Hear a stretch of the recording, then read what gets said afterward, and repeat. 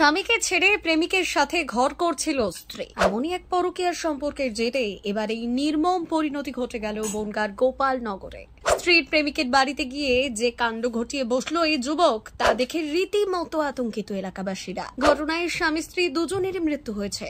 স্থানীয় সূত্রে জানা যায়, প্রায় বছর 10 আগে পাল্লা এলাকার বাসিন্দা দীপু মণ্ডলের সাথে বিয়ে হয় গোপালনগরের যুবক সুখদেব মণ্ডলের। বেশ কয়েক বছর তাদের সংসার সুখের হলেও কিছুদিন যাবৎ বিবাহ বহির্ভূত সম্পর্কে জড়িয়ে পড়ে সুখদেবের স্ত্রী দীপু। সম্পর্ক এতটা দূর গড়িয়ে পড়ে যে তার স্ত্রী নিজের সংসার ছেড়ে ওই প্রেমিকের বাড়িতে থাকতে শুরু করেন। মহিলা নাকি ওই ছেলেটার সঙ্গে প্রেম করে চলে আসছে, ওর স্বামী নাকি মেরেছে, আমরা ঠিক জানি মেরেছে। ওটা স্বামী স্ত্রীর ব্যাপার। আর এসছিল একটা ছেলের সঙ্গে চলে আসছিল, 6 মাস ছিল এখানে, ওরাই নিয়ে সে সংসার করতেছিল। তারপরে ওই স্বামী এসে নিজে নাকি মেরে দিছে, আমরা এইটুকু শুনেছি। হ্যাঁ, না ওই যার সঙ্গে প্রেম করে তাদের বাড়িতে। এত কিছুর পরও সুখদেব মণ্ডল চেয়েছিল তার স্ত্রীকে পুনরায় তার বাড়িতে ফিরিয়ে আনতে, তাই বহুবার দীপু মণ্ডলকে অনুরোধ করেও ফিরিয়ে আনতে পারেনি সুখদেব। অভিযোগ, সোমবার রাতে হঠাৎ করেই সুখদেব তার স্ত্রীর বাড়িতে চড়াও হন।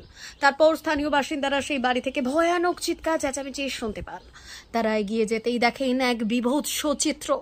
এই ঘটনার সামনে আসতে গোপালনগর থানায় খবর দেয় স্থানীয় বাসিন্দারা। তারা এসে দেখেন রক্তাক্ত অবস্থায় পড়ে রয়েছে সুখদেব ও তার স্ত্রী দীপু মণ্ডল। সাথে সাথেই তাদেরকে গোপালনগর হাসপাতালে নিয়ে গেলে ডাক্তাররা মৃত বলে ঘোষণা করেন। যে ওর বউ কোথাও চলে গেছিল, সেইখানে আনতে গেছিল, আনতে যাওয়ার পরে আহত হয়েছে, এই জন্য আমি এসেছি। এখন কোথায় নিয়ে গেল? আরজিকলে নিয়ে গেল, অবস্থা খারাপ। বউ যে কোথায় চলে গেছে, যে পাল্লা হরিশপুর না কোথায় আছে, ওইখানেই আছে। স্থানীয় সূত্রে আরো জানা যায়, সুখদেব ও তার স্ত্রী 2 সন্তান রয়েছে।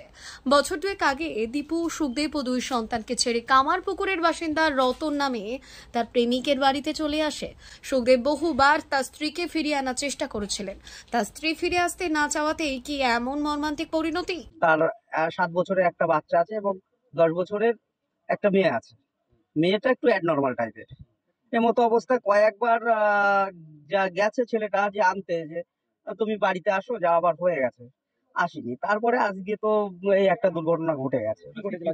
আজকে আমরা পিএস মারফত খবর পেলাম যে ও বউটাকে ছুরি মেরেছে এবং নিজেও আঘাত হয়েছে, যেটা পিএস মারফত আমরা খবর পেয়েছি। এবং লাস্টে তো আমরা এই গ্রামবাসী বিন্দু এসি। এটা এখনো পর্যন্ত আমি বলতে পারছি না, কারণ আমার কাছে এইটা ইনফরমেশন নেই। স্বামী ওই পেটে ছুরি লেগেছে আর হাতে কেটে গেছে অনেকটা। ছুরিটা নিজেই মেরেছে বলছে, সহ্য করতে পারেনি। এবং বাচ্চা দুটোর অবস্থা খুবই খারাপ। কার কাছে চলে এসেছিল? অন্য একজন ছেলের সাথে চলে গেছে। আমার বোর স্বামী মেরেছে আপনাকে? কি নাম? আমি হলো স্বামী, আমার বোর জানতারে আছে। গোটা ঘটনা তদন্ত করছে গোপালনগর থানার পুলিশ। ব্যুরো রিপোর্ট, ভুবন গ্রাম সংবাদ।